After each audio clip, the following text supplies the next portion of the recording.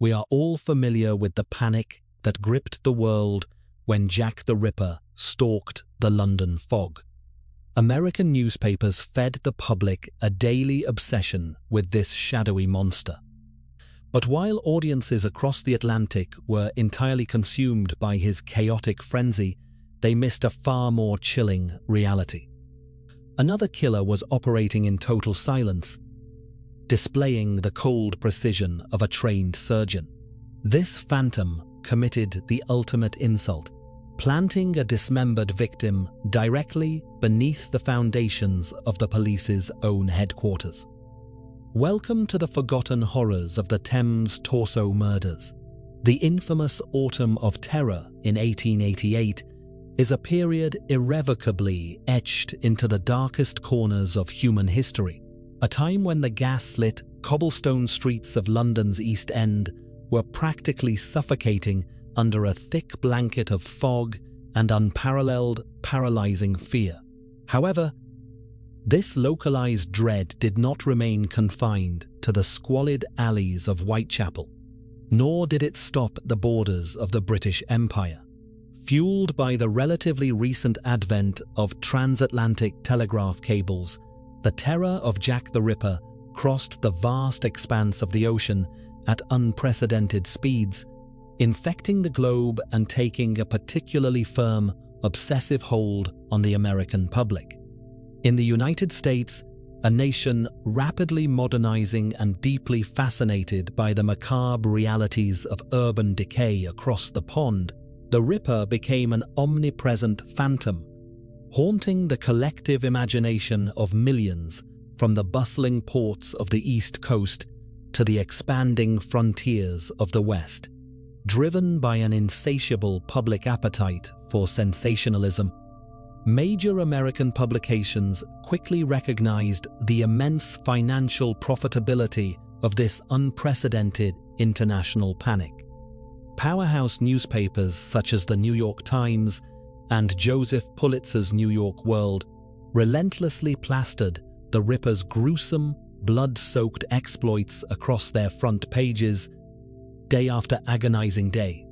They turned a localized series of tragedies into a transatlantic spectacle of horror, publishing heavily dramatized accounts, speculative sketches, and breathless updates that were consumed voraciously by the American citizenry. This unprecedented media frenzy effectively transformed an identified, shadowy killer into a global celebrity of the most terrifying sort. The American press became so thoroughly, blindingly obsessed with this specific narrative that years later in 1891, when the brutal and mutilating murder of an aging prostitute named Carrie Brown, often referred to as Old Shakespeare, occurred in a squalid East River hotel room in New York City, journalists immediately championed the terrifying theory that Jack the Ripper had officially relocated his bloody campaign to American shores.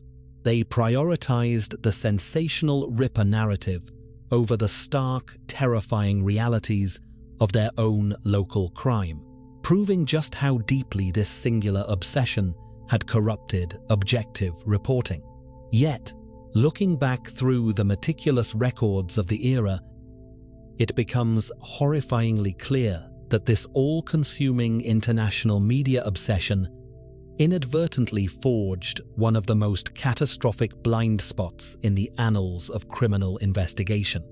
As editors demanded ever more ink for the Whitechapel fiend, and as the public's collective gaze remained utterly, exclusively fixated on the image of a top-hatted, knife-wielding maniac stalking the foggy slums, a highly dangerous tunnel vision set in across the law enforcement community.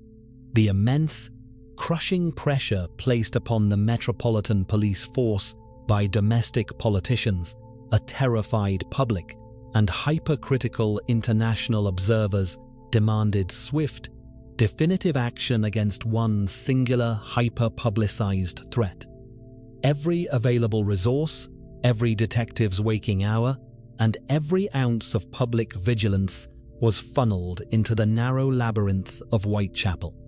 There is a profound, almost suffocating frustration in witnessing the entire world look in the completely wrong direction.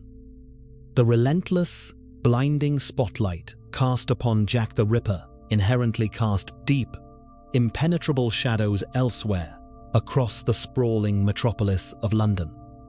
This glaring imbalance of attention provided an unprecedented, almost luxurious level of cover for a predator of a completely different, perhaps far more dangerous, breed. While the world watched the East End with bated breath, waiting for the next chaotic slaughter, a far more calculating, clinically precise entity was operating entirely under the radar. This phantom was unbothered by the global hysteria swirling just a few miles away, moving with a cold, terrifying deliberation that stood in stark contrast to the Ripper's frantic butchery. But what the newspapers didn't know was that a year before Jack the Ripper even claimed his first victim, the River Thames had already started giving up its gruesome secrets. To truly understand the magnitude of this historical blind spot, we must journey back in time, away from the infamous autumn of 1888 to a bleak, unforgiving stretch of the River Thames in May 1887. The location was Rainham, a small, grimy industrial village in Essex where the river water ran thick with mud and the refuse of a booming empire. Long before the moniker Jack the Ripper had ever been whispered in a crowded London pub or splashed across the front page of a New York daily, river workers navigating these murky shallows stumbled upon a heavily bound, mysterious bundle snagged in the reeds. When they pried the sodden canvas open, they were met with a sight that would haunt them for the rest of their lives: the headless, limbless torso of a woman. While bodies pulled from the Thames were a tragically common occurrence, in the sprawling, dangerous metropolis of Victorian London, this was no ordinary victim of a drunken fall or a quick back-alley robbery. This grim discovery in Rainham marked the silent, bloody inauguration of the Thames Torso Murders. It was the first of 4 meticulously butchered victims that would be discovered in a terrifying sequence stretching from May 1887 all the way to September 1889. This timeline is an absolutely crucial piece of evidence. It definitively proves that this phantom surgeon was actively hunting, killing, and dismembering women more than a full 15 months before the Ripper even began his highly publicized reign of terror. Furthermore, this invisible predator would continue to strike in the shadows long after the Whitechapel murderer had vanished into history, making his spree both longer and arguably more successful. But the true, paralyzing horror of the Rainham mystery wasn't simply a matter of dates. It was buried deep within the chilling autopsy findings. When the remains were transported to the mortuary, they were closely examined by Dr. Charles Hebert, a highly respected lecturer in forensic medicine who was accustomed to the worst violence Victorian society could produce. Yet, his historical forensic reports revealed a level of anatomical skill that completely defied the typical profile of a street-level killer. Today, we are culturally conditioned to associate 19th century serial murder with the frantic, chaotic hacking that characterized the Ripper's attacks, a frenzy of brute force, rushed mutilations, and jagged lacerations born of intense, blinding rage executed in the pitch black of a Whitechapel courtyard. The torso killer, however, operated on an entirely different, far more sophisticated frequency. Dr. Hebert noted with distinct unease that the victim's body had not been chopped or aggressively sawed apart with heavy blades.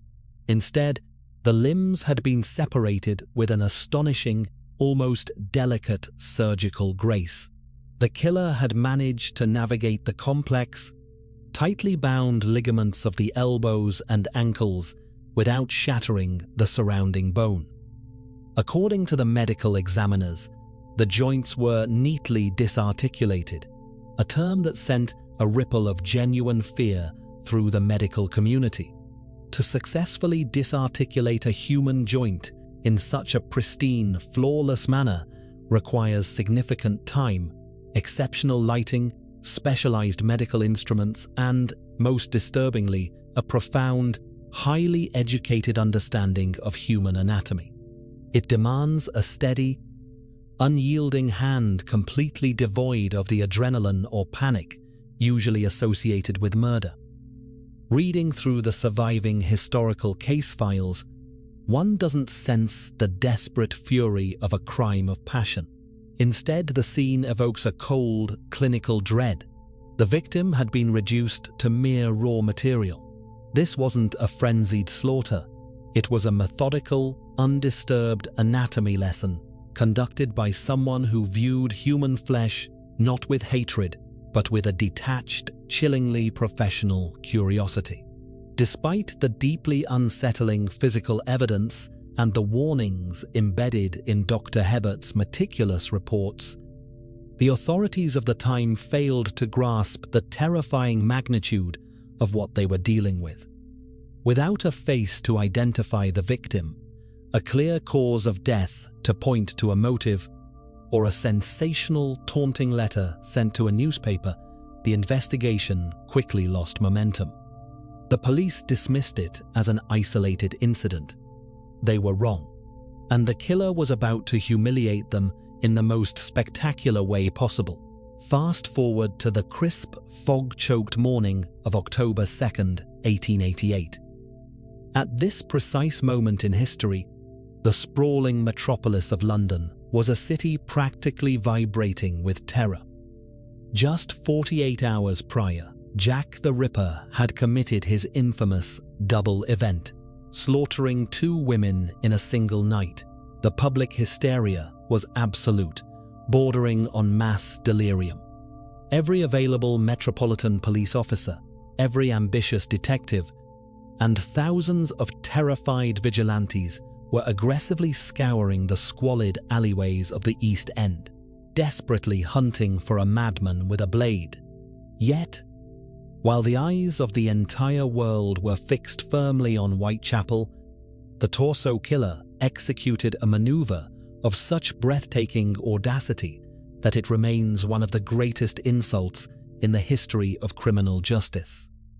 Miles away from the desperate poverty of the East End, situated in the prestigious, affluent heart of the city along the Victoria Embankment, an imposing new structure was rising from the dirt.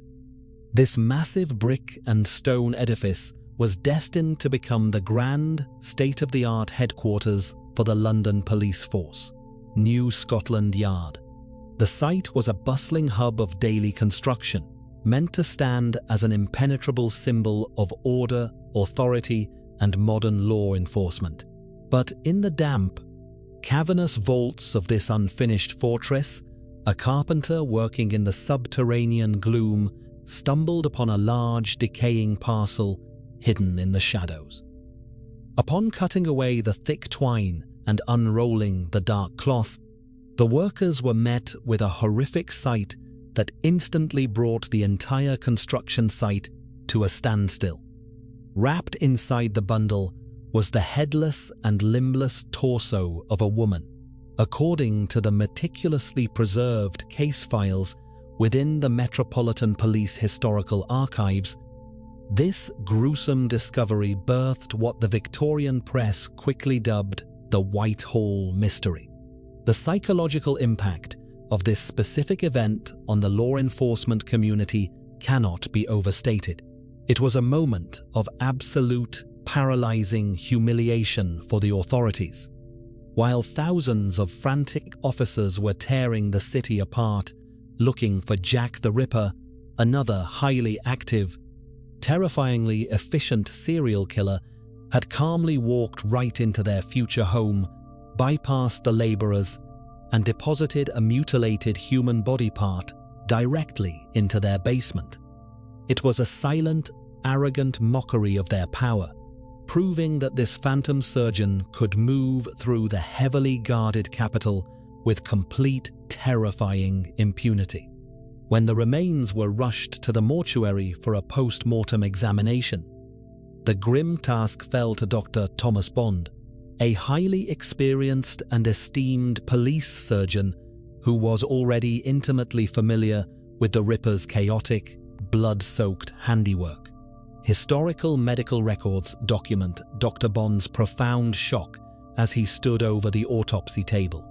He immediately recognized that the Whitehall torso did not belong to a victim of the Whitechapel fiend.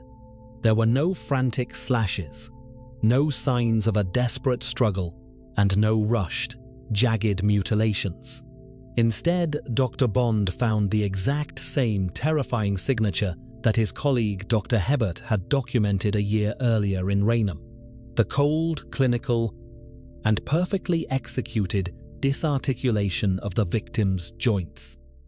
The killer had struck again, delivering another flawless anatomy lesson directly to the police force's doorstep.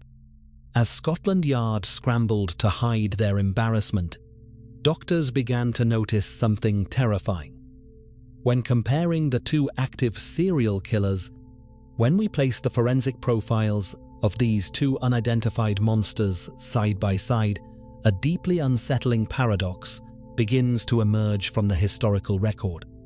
Jack the Ripper, for all his terrifying global infamy, was fundamentally a creature of frantic, chaotic opportunity. His crime scenes were the claustrophobic, pitch-black alleyways and muddy courtyards of the East End, where every agonizing second was ticking down against the approaching footsteps of the local beat constables. Operating in the absolute dark, often in a matter of mere minutes, the Ripper hacked, slashed, and eviscerated his victims with a frenzied, desperate brutality. His methodology was a violent explosion of feral rage, leaving behind a chaotic slaughterhouse that spoke of impulsive savagery rather than calculated, cold-blooded intellect. He was a killer who relied heavily on the sheer luck of the thick London fog and the deep shadows of Whitechapel to escape detection. The torso killer, conversely, possessed the two most dangerous assets a predator can possibly have: infinite time and a highly secure space. Returning to the grim medical archives of Dr. Charles Hebert and Dr. Thomas Bond, we are forced to confront a vastly superior level of criminality. As the surviving autopsy reports firmly establish, this murderer did not hack blindly in the mud. Instead, he meticulously and flawlessly disarticulated the complex joints of his victims, navigating the dense ligaments of the elbows, ankles, and pelvis without causing a single accidental fracture to the surrounding bone. To execute such pristine surgical cuts, this individual required a well-lit, deeply private environment, a personal laboratory of death where he could work for hours without the slightest fear of interruption. He was not rushing in a panic to beat the police patrols. He was calculating, treating the human body as a complex anatomical puzzle to be calmly dismantled by someone wielding high-tier, specialized medical knowledge. This stark, undeniable contrast in forensic evidence ignited a fierce, whispered debate among the highest ranks of Victorian law enforcement, a debate that continues to deeply divide historical criminologists today. Were the investigators of Scotland Yard actually hunting two completely distinct entities? Or were they witnessing the terrifying dual nature of a single, highly adaptable monster? Some compelling theories suggest that Jack the Ripper and the Torso Killer were indeed the exact same person, merely alternating his gruesome methods depending on his immediate environment, using the heavy knife wildly when forced into the open streets, but switching to the precise surgical scalpel when safely secured behind locked doors. However, an even more morbid hypothesis proposes that late 19th century London was unwittingly hosting a silent, gruesome competition between two rival apex predators, each pushing the boundaries of anatomical defilement while the authorities ran in endless, futile circles. Regardless of which theory holds the ultimate historical truth, looking back at the unvarnished forensic realities leaves us with a chilling, inescapable realization. History, heavily influenced by those sensational American newspapers, may have crowned Jack the Ripper as the ultimate boogeyman, cementing him as the terrifying gold standard of unsolved malice. But the cold, clinical facts prove unequivocally that the entirely forgotten torso killer was actually the true apex predator of the era, a far more disciplined, incredibly skilled, and intellectually dangerous architect of murder who treated the Metropolitan Police Force like a personal playground. The Ripper seemingly vanished in late 1888. But the torso killer wasn't finished, and his shadow was about to reach the shores of America. By September of 1889, the frantic, blood-soaked echoes of Jack the Ripper had largely faded into a tense, nervous silence across the British capital. The Whitechapel fiend had seemingly vanished without a trace after the apocalyptic slaughter of Mary Jane Kelly in November of the previous year, granting the Metropolitan Police a desperately needed 10-month reprieve from his midnight atrocities. However, the phantom surgeon of the Thames recognized no such pause in his gruesome schedule. On the gloomy, rain-swept morning of September 10th, under a desolate railway arch on Pinchin Street, located violently and mockingly close to the Ripper's old hunting grounds in Whitechapel, a patrolling police constable stumbled upon a rotting, foul-smelling parcel. Inside was yet another female torso, meticulously dismembered, ruthlessly discarded, and bearing the exact same clinical, surgical signature that had humiliated Scotland Yard time and time again. This fourth discovery was a shattering revelation that completely rewrote the criminal landscape of the era. It definitively proved that the Thames torso killer possessed an extended, sustained operational timeline that eclipsed his more famous contemporary. While the Ripper was a terrifying, relatively brief flash of chaotic violence, this methodical butcher was running a calculated campaign of eradication that spanned from May 1887 to the autumn of 1889. Despite this undeniable physical evidence of a superior, ongoing threat, the authorities remained fundamentally paralyzed, unable to pivot their vast resources away from the ghost of Jack the Ripper.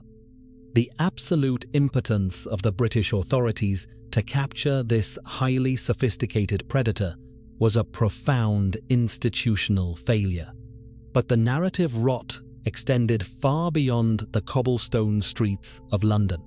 To truly grasp the devastating, long-term impact of the media's obsession with the Whitechapel murders, we must shift our focus and cross the Atlantic to the bustling, grimy docks of New York City in the spring of 1891. Here, within the sordid, dimly lit confines of the East River Hotel, a 60-year-old prostitute, affectionately known to the locals as Old Shakespeare, her real name was Carrie Brown, was subjected to a brutal, mutilating murder.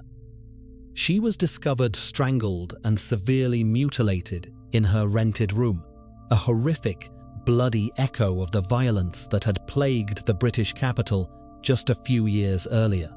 Instead of treating the tragic death of Carrie Brown as a localized, distinct American crime requiring fresh investigative eyes, the powerhouse American newspapers succumbed to a spectacular display of journalistic malpractice. Still utterly blinded by the sensationalist hysteria of 1888, publications like the New York Times and Joseph Pulitzer's notoriously dramatic New York World immediately, almost eagerly, blamed Jack the Ripper. Their massive front-page headlines screamed that the Whitechapel monster had secretly crossed the ocean to terrorize the vulnerable populations of the New World. It was a terrifying, deeply captivating narrative that sold an unprecedented number of papers, effectively capitalizing on a pre-packaged global panic to boost their daily circulation numbers. In their desperate, profit-driven rush to resurrect the world's most famous boogeyman on American soil, the transatlantic press completely ignored the actual forensic timelines meticulously recorded by British medical examiners. They eagerly attributed Carrie Brown's death to a chaotic killer who had been entirely dormant for nearly 3 years, stubbornly disregarding the fact that the Thames Torso killer was the predator who actually possessed the extended, evolving operational timeline. The media willfully ignored the cold, clinical surgeon who was demonstrably active long after the Ripper's reign had ended, simply because the name Jack carried a far more lucrative theatrical weight. They chose the profitable myth over the highly skilled, active butcher, allowing a true monster to slip completely through the cracks of historical memory. So why do we all know the name Jack the Ripper, but completely forget the clinical surgeon of the Thames? The answer lies in the killer's ultimate weapon. To truly understand why the name Jack the Ripper echoes endlessly through time, while the Thames Torso killer faded into the murky, polluted depths of forgotten history, we have to examine the dark, underlying psychology of late Victorian media. Jack the Ripper, whether acting intentionally or driven by pure, chaotic instinct, effectively gave the global press exactly what it desperately craved: a highly theatrical, easily marketable persona. He, or at the very least, the opportunistic hoaxers whom the newspapers eagerly chose to amplify, penned arrogant, taunting letters to the authorities, most infamously the From Hell letter, accompanied by half a preserved human kidney. Furthermore, the Ripper's violence was deeply personal and visually sensational. He specifically targeted the faces of his victims, obliterating their physical features in a frenzy of rage in those dark Whitechapel alleyways. Yet, in aggressively destroying their actual human faces, he inadvertently handed the newspaper editors a metaphorical face of pure, unadulterated evil. He became a character, a living, breathing penny dreadful, a flamboyant boogeyman the public could easily visualize, fear, and obsessively consume over their morning coffee from London to New York. The Thames Torso killer, on the other hand, operated on a chillingly opposite, highly disciplined philosophy. He did not seek the blinding spotlight of international infamy. He sought absolute, clinical erasure. When you critically examine the forensic methodology of this phantom surgeon, a terrifying pattern of systematic dehumanization instantly emerges. By meticulously removing the heads and the hands of his victims before disposing of their remains, he wasn't merely dismembering bodies to facilitate easier transport in the dead of night. He was methodically incinerating their very identities.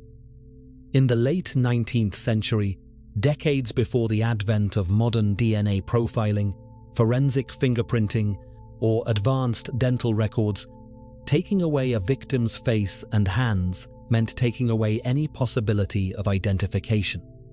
Without a face to recognize or hands to check for distinguishing occupational calluses, scars, or wedding bands, a victim ceased to be a recognizable person in the eyes of the law. They were reduced to an object, a horrifying anonymous puzzle piece, with no personal backstory, no grieving families for the sensationalist press to interview, and no tragic narrative for the public to latch onto. There were no arrogant, blood-stained letters sent to the Metropolitan Police to taunt their ongoing failures. There were no catchy theatrical nicknames self-assigned in the dark to build a terrifying mythos. There was only a deafening, terrifying silence, followed by a perfectly dissected torso left rotting in the Thames mud or hidden within the very foundations of Scotland Yard. This stark, undeniable contrast brings us to a deeply unsettling, almost paralyzing realization about the true nature of this forgotten predator. The torso killer's historical obscurity was not a simple accident. It was not a failure of the contemporary press to notice his gruesome handiwork, nor was it simply a matter of bad timing, overshadowed by a more famous rival. It was by meticulous, brilliant, and terrifying design. This unknown surgeon understood a fundamental truth that most famous serial killers, driven by crippling narcissism, completely fail to grasp. Fame is the ultimate enemy of the successful predator. While the Ripper actively fed his own dark ego with newspaper headlines, global panic, and public terror, the torso killer recognized that the truest, most enduring power lies in total, uncompromising anonymity.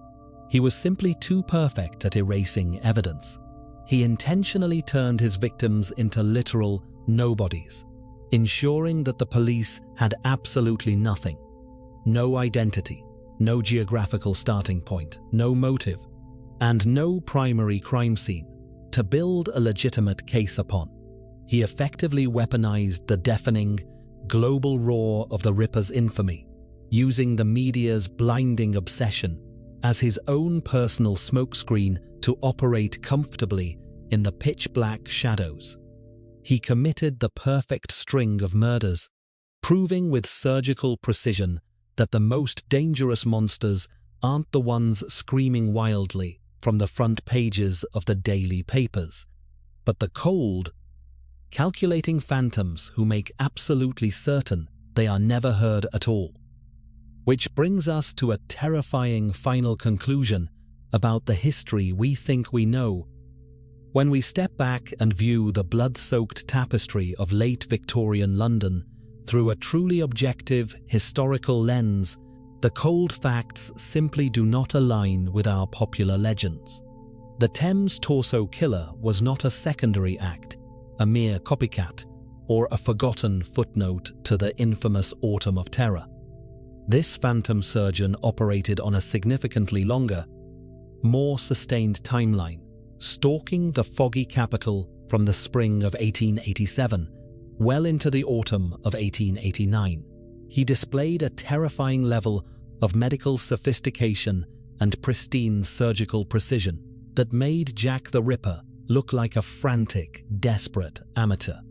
Most chillingly, he committed the ultimate, unapologetic act of arrogant mockery against the very institution designed to stop him, casually abandoning a dismembered victim inside the heavily guarded, subterranean vaults of the newly constructed Scotland Yard. Yet, despite this undeniable supremacy in the dark, clinical art of murder, his legacy does not inspire massive global documentaries, sprawling museum exhibits, or endless cinematic adaptations. This glaring historical disparity forces us to confront a deeply uncomfortable truth about human psychology and our collective memory.